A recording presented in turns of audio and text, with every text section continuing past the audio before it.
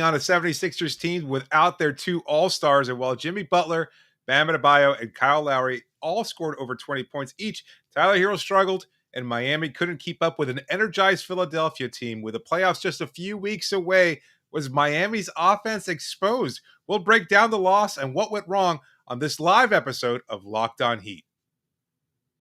You are Locked On Heat, your daily Miami Heat podcast.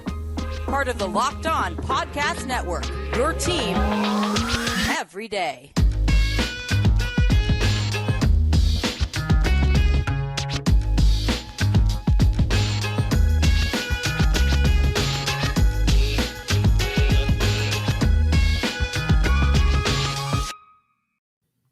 Hello, Heat Nation. It's a Tuesday edition of Locked On Heat, your daily podcast covering all things Miami Heat. However, you may be listening on YouTube, Odyssey, or on your favorite podcast app, or watching us live. Thank you so much for making us your first listen every day. I'm David Ramil, and with me, as always, is my co-host Wes Goldberg. No Joel Embiid, no James Harden. Miami, with their starting lineup intact, ended their 7-game homestand and traveled to Philadelphia to take on an undermanned Sixers team. It was a tight game, Wes, with neither team really able to get past the other early on, despite Miami struggling offensively, only taking 36 field goal attempts in the first half and just 80 in the game in total, 6 below their usual.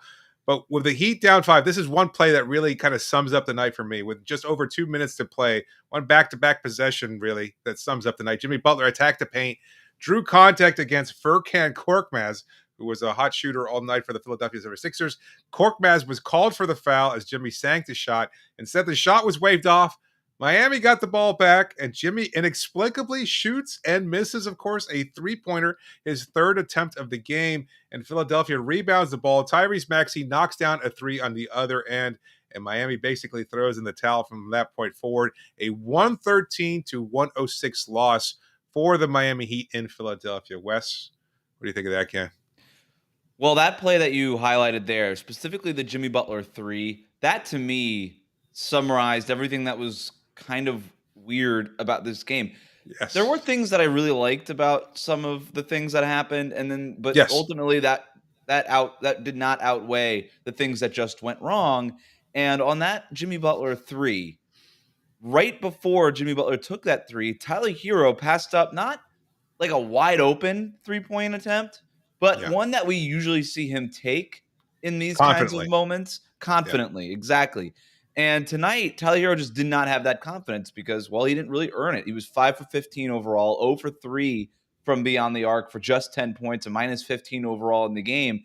And I actually kind of wondered why he was in the game at that point. I guess Spo was just sort of rolling with the guys that he's comfortable closing with. And that's something I want to touch on later on when we get into our Blame Pie segment. But Tyler Herro passing up that three that is usually a shot that's makeable for him and finding Jimmy Butler and Jimmy Butler ending that possession by taking a three, which is not something you really ever want, especially in a close game late. That to me pretty much summarized what the game was. So yeah, it looks like we just had David fall out here for a minute. But when you look at, again, what Tyler Herro was doing in that game, I think you could point to a lot of what Philadelphia was able to do to Tyler Herro on the defensive end, right? You saw the Sixers go time and time again, attacking Tyler Herro down the floor on the defensive end, David. And I thought that was part of the reason why Tyler was out of rhythm a little bit, is because they were attacking him so much on the defensive end, and he was never really able to get into his flow offensively. What did you think about Tyler's night? Yeah, that's a good point. It seemed like there was like this personal one-on-one battle going on also late in the game with Shake Milton between Milton and Herro. I did also notice the attacking. I think Philadelphia, perhaps more than any other team, really seems to their eyes get a little bit bigger where they see Tyler defending him. Like Tobias Harris loves the matchup. He loves going against either Duncan or Tyler both. Like for whatever reason, he feels like those are a mismatch. Shake Milton also took it personally. I guess that the Herro is the runaway favorite to win the Sixth Man of the Year award or something along those lines. Either way, it seemed like he was personally motivated in a big third and fourth quarter where he was taking on a lot of the scoring lead for the 76ers there. So maybe maybe there was some kind of issue there regarding Tyler Day. He was a little exhausted because he was exerting so much on the defensive end. Yeah. Like, I don't think he would play bad defensively. Like, he was targeted more than usual, perhaps, but he still held his own on a couple of occasions. It wasn't like it was a particularly egregious night defensively, but offensively, though. Offensively, it keeps coming down to, at least for me, and I'll have to rewatch it, but from what I saw, just a total lack of confidence, a lack of fluidity from a player who has been everything like that all season long. The confidence has always been there, the fluidity in his shot. We talked about his explosiveness, how ignitable a player he is on our last recap last week. And none of that was there today. Like, these are shots from Tyler that we're so used to seeing. Layups he was missing, floaters he was missing, that step into jumper that he takes so frequently. None of that was there for Tyler tonight. And I don't know exactly what it was. I think sometimes just you have off nights, and he was just not feeling it tonight. And look, again, that should be okay on a night where you're getting 27 from Jimmy Butler, 22 from Bam Adebayo, and 20 from Kyle Lowry. It should be okay if Tyler Herro doesn't have it going. And I mentioned some of the things that I liked, and I kind of want to just touch on those right now because you open the fourth quarter. The Sixers lead 80-78 going into the fourth quarter. That third quarter was weird. Not as weird as the second quarter, but like the Heat lost this game in the middle parts of the game, right? Their bench was outscored, 30-something to 13 or whatever it was. It wasn't a good night from the bench, but and Tyler Herro was a reason for that. But you open up the fourth quarter, Kyle Lowry hitting back-to-back threes. Okay, you have this aggressive Kyle Lowry who spent his entire night going around those Bam Adebayo screens and stepping into those threes the way we usually see Tyler do it. And then you've got Tyler back-to-back lobs to Bam Adebayo. And I'm like, I take this note. I'm like, who would have thought we would have been in the fourth quarter and Kyle Lowry is the scorer and Tyler Herro is the facilitator? But here we are. And I kind of liked that, right? Because Tyler obviously wasn't feeling it, but was still trying to find ways to impact the game. And Kyle Lowry, recognizing that he wasn't getting that stuff from Tyler Herro or Max Strus or Duncan Robinson, said, you know what? I've got to take these threes now. And he did. What was his final line for the night from three-point range? 6 of 11, Kyle Lowry from three-point range. I don't know that he's done that all year, right?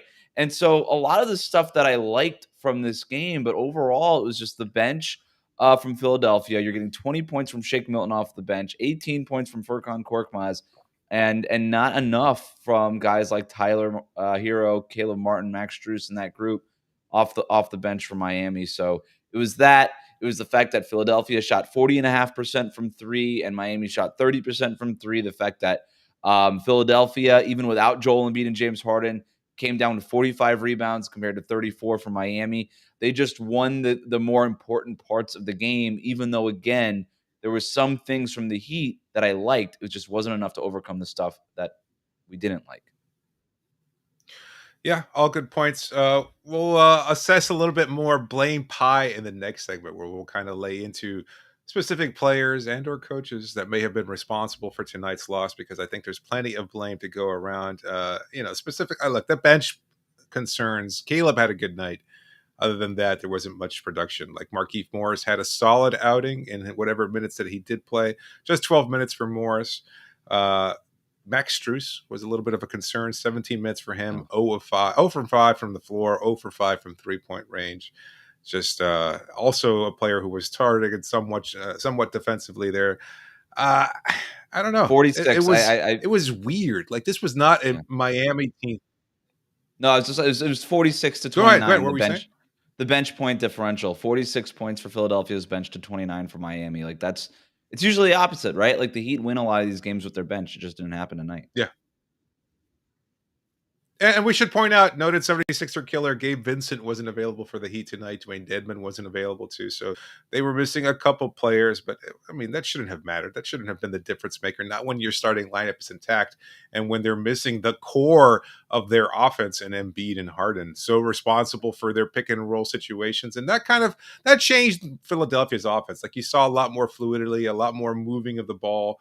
They had 27 assists on their 43 made field goals. They still had plenty of ISO possessions there when you have a guy like Milton or Tyrese Maxey just going off and taking advantage of the scoring opportunities. And you have to, look at it from the other side of things. Like the Heat broadcast was pointing out the fact that Milton hadn't been shooting much over the last few games. Like he'd taken just 3 shots over the last few games or something. They hadn't even played much. And there he was tonight, looking aggressive, getting his opportunity. Why? Well, no Harden out there to be a dominant ball handler. So, you've got these guys who are looking for opportunities, and without Harden and Embiid, they got a lot more of them, and they took advantage. And I think maybe there are problems for Miami's offense that we'll talk about a little bit later. But overall, I just have to say that Miami came in a little listlessly, as I said before, and I think Philadelphia just had a much higher energy level throughout the game. Their 3 games, or they were 3.5 games behind Miami at the start of the night. They're looking to kind of continue to claw their way up the Eastern Conference standings. We'll talk about that a little bit later as well. And I guess they felt like the need to play, there was a little bit more incentive for them to come out with a victory tonight. At least that was my takeaway from this. But again, we'll lay blame where it's deserved in the next segment before answering your questions later on tonight's show. But just a reminder that today's episode is brought to you by BetOnline. It's that time of year again, as college basketball's tournament is finally upon us. That's right. It was an exciting weekend of games. The University of Miami looking pretty good into the Sweet 16. I'm liking their opportunity to advance into the Elite 8. From all the latest odds, contests, and player props, BetOnline.net is the number one source for all of your sports betting needs and info. BetOnline remains the best spot for all of your sports scores, podcasts, and news this season. And it's not just basketball. BetOnline is your continued source for all of your sporting wagering information needs, including live betting and your favorite Vegas casino games. Head to the website today or use your mobile device to learn more about the trends in action. BetOnline, where the game starts. Wes, was there a particular team that you think is going to be advancing all the way in this year's tournament? I've got Gonzaga and Houston in my final, but like you said, I love what the Hurricanes are doing. I don't even care about my bracket anymore. Go Canes. There you go. It's all about the U, baby. Our next partner is a product that I started using. I started taking Athletic Greens because I wanted to feel better. Who doesn't, right? But I didn't really have the time to devote to that pursuit as much as I'd like. Now I've been on it for a couple of weeks and I feel great. It's a mild tropical taste. Wes, you said it was pineapple-y, kind of coconutty. I agree 100%. It's really tasty. You can look forward to it each morning. And with one delicious scoop of Athletic Greens, you're absorbing 75 high-quality vitamins, minerals, whole food source superfoods, probiotics, and adaptogens to help you start your day right. This special blend of ingredients supports your gut health, your nervous system, your immune system, your energy, recovery, focus, and aging, all the things. It's lifestyle friendly, whether you eat keto, paleo, vegan, dairy-free, or gluten-free. Tons of people take some kind of multivitamin. It's important to choose one with high-quality ingredients that your body will actually absorb. It's cheaper than getting all the different supplements yourself. Again, go to athleticgreens.com/NBA network to take ownership over your health and pick up the ultimate daily nutritional insurance. Thank you for making Locked On Heat your first listen. Now for your next listen, check out the Locked On Now podcast. Nightly recaps of every NBA game with analysis from our local experts. It's free and available wherever you get your podcasts. We've got time now to get into the kitchen and whip up some blame pie. David, we like to go usually with the credit cookies after a win, but after a loss, we don't really do this all that often. But we're going to give out percentages of this blame pie, and I think we have to start with Eric Spoelstra. And I hate to say it, but I thought that Spo was outcoached by Doc Rivers tonight. And I thought tonight was an example of when you just have maybe too many options in your rotation, and you're not really sure what you want to do. It just didn't really seem to Spo didn't have much clarity, it didn't appear, in what he wanted to try to accomplish, especially late in the game in that fourth quarter. So I'm going to give probably 50% of the blame pie to Spo for this one. Yeah, I just thought the rotations were wrong. I tweeted this during the fourth quarter. If you're not getting anything from Tyler Herro or Duncan Robinson or Max Strus or any of these guys, and you're getting all the scoring that you need from your defensive core and Bam and Jimmy and Kyle, I just didn't think this was a night for Tyler Herro to end the game. And I hate saying that because Tyler Herro has been so important for this team late in games, but I actually thought that the reason they couldn't score offensively is because they couldn't get stops defensively, right? There was there weren't the opportunities in transition. They were playing, Philadelphia was able to get their half court defense set every single time down. I just thought if they were able to stop them defensively, all of a sudden they would have had some more offensive opportunities too. I don't know who you put in instead of Tyler Hero. I don't know if you just maybe go like that Caleb Martin finish. I would have been okay with PJ Tucker finishing the game, even though he wasn't very good, or just somebody out there who is going to help get stops defensively. So maybe I might have went with PJ Tucker late. I just thought they should went with an all defensive lineup because again, you were getting like rare scoring from Kyle Lowry and Jimmy Butler and Bam. Like not that those guys don't score, but not really at this rate, right? Not like we saw in this game. So I would have went with the starters late in that game. Plus Caleb Martin in place for Duncan Robinson. That's what I would have went with. And then for the rest of the game, we've talked about the backup center spot. He went with Markieff Morris in place of Bam Adebayo tonight. I know that in this comment section, I saw it on Twitter here. Like maybe it would have been an opportunity for Omer Yurtseven. Maybe it would have been a place for Dwayne Dedmon. I'm not there yet, but then you still look at the rebounding discrepancy: 45 to 34, 11 offensive rebounds for Philly, only 4 for Miami. Maybe Yurtseven would have been a better play tonight. I don't know. Again, this is to me the problem when you have so many guys, so many options in your rotation, and you are specifically trying to work in a guy like Markieff Morris, where you don't want to give those minutes to Dwayne Dedmon or Omer Yurtseven because you're looking long term. Like that's a delicate balance for Spo, and I don't think he hit it tonight. It's funny because when I think it was the return of Oladipo and he was asked about the rotations and things of that sort, he said, "Oh, that's for amateurs, right?" I think he was mostly alluding to the players and whether or not they had concerns about minutes and things of that sort. But his is a more difficult challenge as well. It's something we kind of overlook. But I mean, you bring up a very good point that with all these options, he's not exactly sure how to move forward, and that's unfortunate because he's been here before. We've seen him tinker together. Maybe he didn't have enough time to move ahead without Oladipo, without Gabe Vincent, and wasn't quite sure what to do against this lineup. But he should have been a little bit more prepared. Like this is typical of Eric Spoelstra.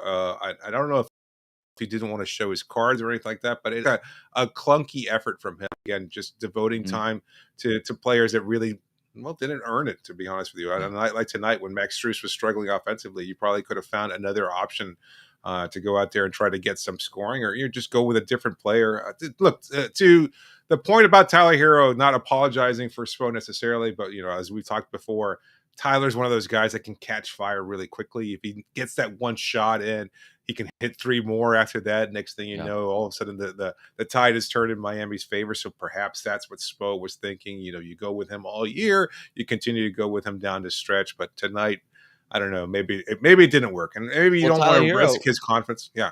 Well, no, Tyler Hero gets some blame too. I mean, if 50% of this is going to Spo, I'm going to give another, 30% to Tyler Hero of this blame. 35.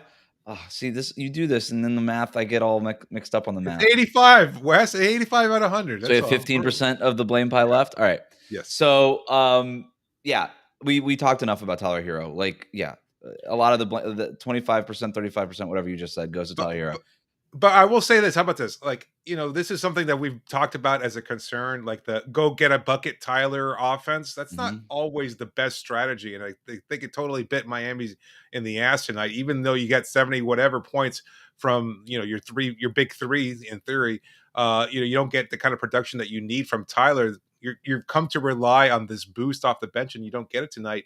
Does that fall on Tyler? Does that fall on Spo? Is it equal blame there as far as relying? Well, that's why I end up giving so much of the blame to Spo, is because I did think, like, I understand keeping Tyler Hero in the game late because you just always do that. And at some point, like, that's a hard part about being a head coach in the NBA. How much do you just stick to your identity and the things that got you there? And how much do you really want to adjust? And usually Spoelstra is so good at towing that line, and it's a really tough one to tow. But tonight, I thought he was a little too conservative with his usual stuff than he was tonight.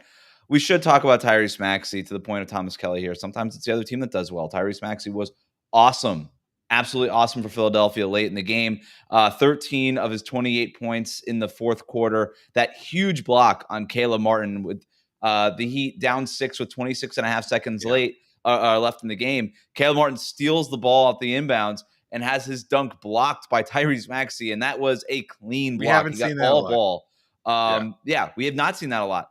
And that was just an incredible play by Tyrese Maxey late. He's been awesome for Philadelphia all year long. He is by far their third best player. It's not Tobias Harris. It is Tyrese Maxey. It's not close anymore. He's awesome, and he was awesome for them tonight without Joel Embiid and James Harden in there. He probably deserves more than 15% of the, I guess in Philadelphia's case, the credit here. Right. He was a big reason why they won that game. If Maxey doesn't go off in the fourth quarter, Miami probably wins this game, right? Despite all the things that we were talking about with Herro struggles and Spoelstra being outcoached tonight. But, Tyrese Maxey was just freaking awesome for Philadelphia, and that's why they have such a great player in him, and that's why they're so excited for him. Yeah, no, good points. Not much else to say, right? Like his offense was going, his defense was going. He's a good young player. He's not going to get the kind of attention that he probably deserves because he's one of these guys that is, again, he's like playing in the shadow of two MVP type players and Embiid and Harden. But his numbers have been fantastic since the Harden trade. They were pretty solid even before that. He's had his big moments. He's beloved there in Philadelphia. From everything that we've heard and reported trade rumors and things of that sort, he was never included in a deal for Harden. Just it goes to show you exactly how much they value him. I think even last year when they were allegedly going to trade for Kyle Lowry, they refused to include Tyrese Maxey in that deal. So he is a big part of what they're going to be doing moving forward, and he is a threat against Miami in the playoffs should these two teams match up. But we'll talk about that in the next segment and how Miami could continue to match up against some of the other top teams in the East. And we'll also answer all of your questions. So make sure that you send those in our next segment. But before we do that, just a reminder that this episode is brought to you by Rock Auto. Look, I've talked about it before. It's so hard going into your traditional chain auto store. You ask the person behind the counter for a particular part. Maybe they kind of hem and haw a little bit. They start looking things up on their computer. You feel awkward, uncomfortable. It might not be the right situation for you. You don't want to go through that. And why bother going through it when they're just looking things up on their computer, which you can do yourself because you've got computers at home or on your phone, which means you have access to RockAuto.com, a family-owned business that's been serving auto parts customers online for over 2 decades. You can save money and save time when using Rock Auto. Their website's so easy to use. You'll find everything you're looking for, from brake parts or lights or anything you can imagine. The right floor mats for your car or truck. You'll find them all on rockauto.com. And again, their easy to use website makes it so simple and so easy to save time and money. So go to rockauto.com right now. Go to the section that says, "How did you hear about us?" and write the phrase "Locked On," so they know we sent you, and you'll find all the parts that you're looking for your car or truck. Amazing selection, reliably low prices, all the parts your car will ever need. That is rockauto.com.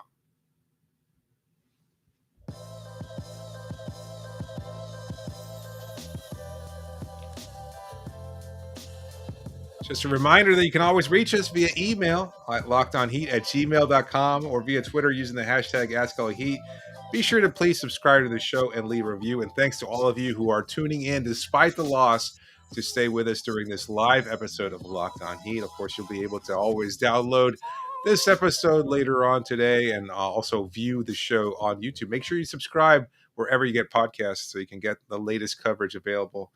Wes, are you concerned about this? Because you go into this, you go into a matchup with no Harden, no Embiid, and you're thinking to yourself, this could be a cakewalk for Miami. And in fact, just the opposite happens. Miami's offense looks bogged down early on. I pointed to the lack of even field goal attempts. It just looked like their offense wasn't moving crisply.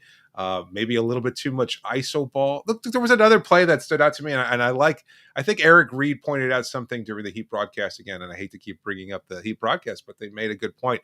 And that there was one particular, I can't remember who fed the ball in a pick and roll situation. I think it might have been Tyler or Caleb Martin. I'm not sure. They fed the ball to a cutting Jimmy Butler. He curled around a screen at the top of the key and he just was able to drive to the hoop after getting the ball and finish with a bucket. I think he did not get the foul call on that particular drive, but either way, it wasn't. I think that was Tyler. Yeah, maybe it was Tyler and Jimmy, and it was just him moving, this fluidity of offense. Even as I'm watching the game early on, even before I started realizing how little shooting there was, remember like the offense early on in the season when they were at their peak with like, when Kyle was first a part of this team, and you're seeing the ball moving and a lot of shooting. Yeah. Everybody's moving the ball around, swing, finding the open shooter. That has not been the case of late. And maybe it feels like this was just one particularly bad game for Miami, but it feels like Miami's offense in general has bogged Yeah. down. They're near the bottom of the league again in field goal attempts per game. Just their overall pace isn't great. I know a lot of that has to do with Jimmy Butler and him slowing down the pace a little bit and getting to the line and creating offense that well, but it kind of stagnates, right? It leads to Yeah. these kind of half-court concerns that so many people have voiced about the Miami Heat. Where do you feel? Where Well, do you I stand in I that? I don't really care about the pace. I understand that they wanted to play faster, and Kyle Lowry's talking about, and they are still opportunistic in pushing the ball down the Mhm. court. But part of their offense is like you can't have all of the off ball movement and the passing and the swing, and also have pace. I don't know why people think those two are the same thing. They're not. If you're going to make multiple passes in a possession, you're probably not Slow just things down. running down the floor and jacking up a shot within the first 7 seconds of the shot clock. So I like that Miami is near the top of the league in true shooting percentage. That to me is a more important number than the pace number. I really don't care how many possessions you get in a game as long as you're winning most of those possessions, Right. right? And so, and the Heat tend to do that. As far as the offense sort of dragging a little bit lately, I agree with you. I think back to that Pistons game, even the Thunder game over the weekend. I know they ended up blowing them out late, but early on, the energy wasn't really what you would expect either. I just think we're at a point in the season where they're maintaining a little bit, right? They've got the 1 seed. The lead is increasing for that 1 seed lately, even despite this loss tonight. I I'm going to chalk it up more to that and assume that they can get back to it once the playoffs begin.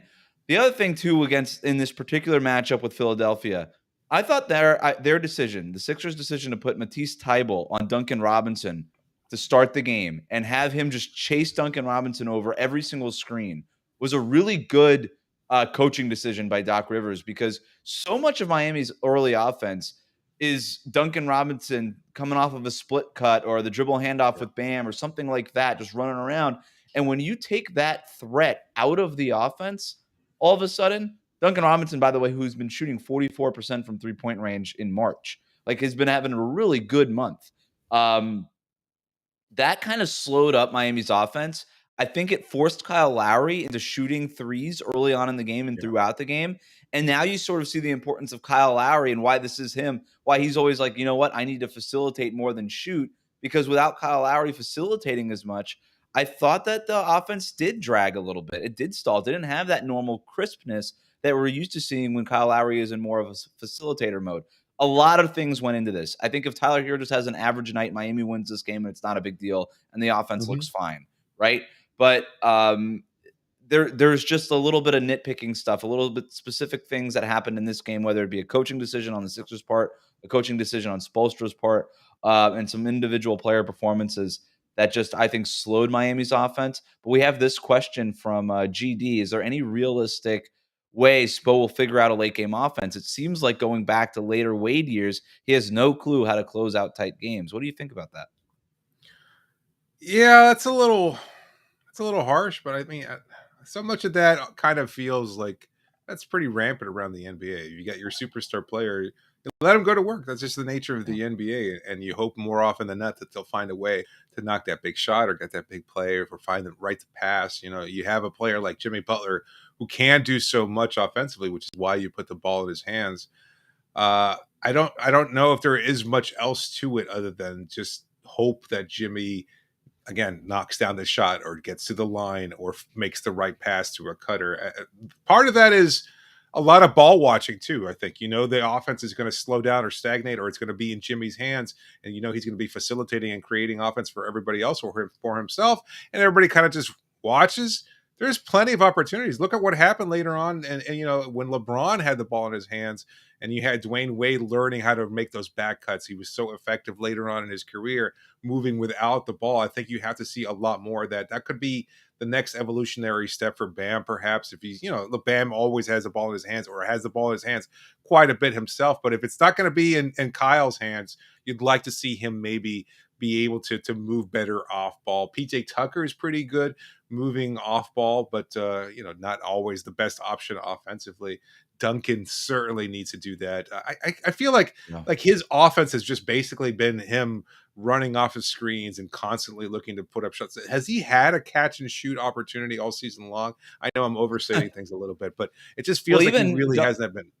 No, but even Duncan, like, he's not the guy that's late in games. Like, Max Strus is third on the Heat in minutes, in the fourth quarter. But, I don't know what do you want Eric Spoelstra to do different than what he's already doing, I guess, is my question. The offense isn't drastically different in the fourth quarter than it is throughout the rest of the game. You probably just end up getting a little bit more isolation stuff with Jimmy Butler and Tyler Herro. But to your point, David, like, that's kind of the NBA. And I'll even go back, and I like that GD here brought up Dwayne Wade, because Spoelstra back in the Dwayne Wade days used to rave about how great of a decision maker Dwayne Wade was at the end of games, and how good he was at managing the shot clock late in games. And that was always part of a really underrated part of Dwayne Wade's game.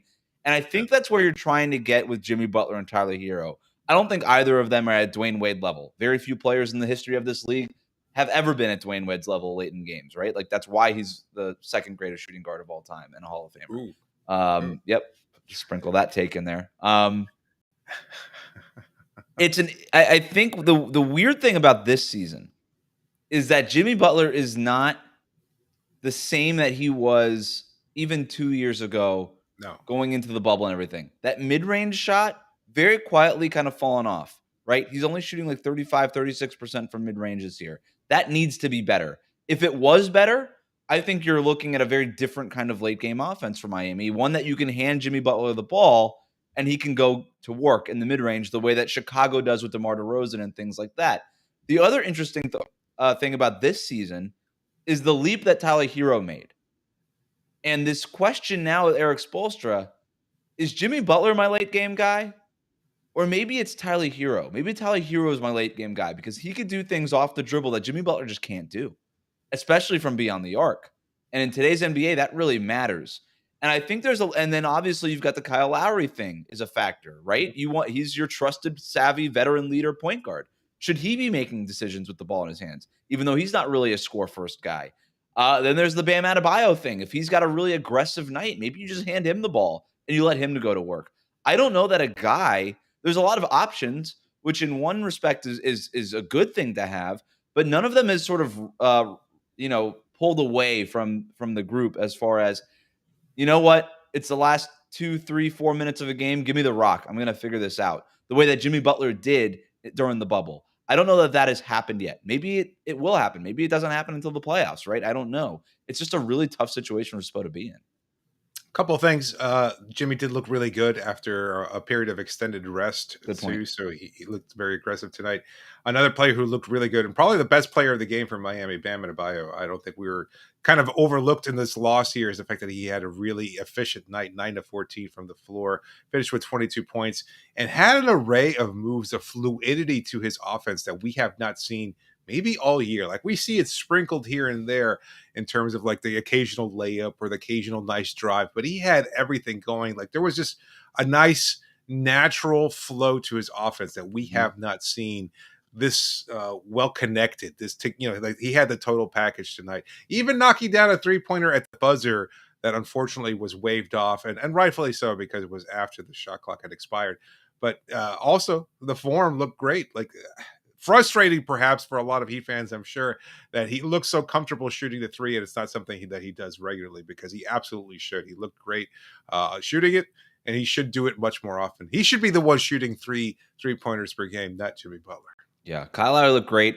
Again, maybe there's some things that you want to take away from here. Kyle Lowry, all the questions, hey, are you going to shoot more during the playoffs? Him telling media, yeah, you know what? I'm probably going to shoot more during the playoffs. We've only got a handful of games until the postseason starts. And he jacked him up tonight. Again, 6 of 11 from beyond the arc. And you're right. You just love the fluidity with which he just came off these screens, stepped right into those threes. If you have that version of Kyle Lowry and a normal Max Strus, Duncan Robinson, Tyler Herro performance, this is a blowout win, right, for the Heat. It's just, your shot makers, their shots weren't going for the most part tonight. And that's sometimes just how the blame pie crumbles sometimes. How about this for a tease for tomorrow, David? Yeah. I see that. How y'all just feel wanna about bring it up. Bradley Beal coming to the Heat? We need that. Do we? Hmm. I guess we'll answer that tomorrow. Yeah, that's a good point. We'll be talking about the latest rumors regarding Bradley Beal and a potential link to the Miami Heat. So make sure you stay tuned for that episode. Subscribe wherever you get podcasts. Subscribe on YouTube. Subscribe on all and every platform available. And thank you so much for making Locked On Heat your first listen every day. Thanks so much for tuning in to our live edition of this episode. Make sure you make your second listen every day. Locked On NBA. Locked On experts covering the biggest stories around the NBA every Monday through Friday in less than 30 minutes. It's free and available wherever you get podcasts. This is David Ramil signing off for now. Thanks for joining me, Wes. Happy belated birthday to Pat Riley.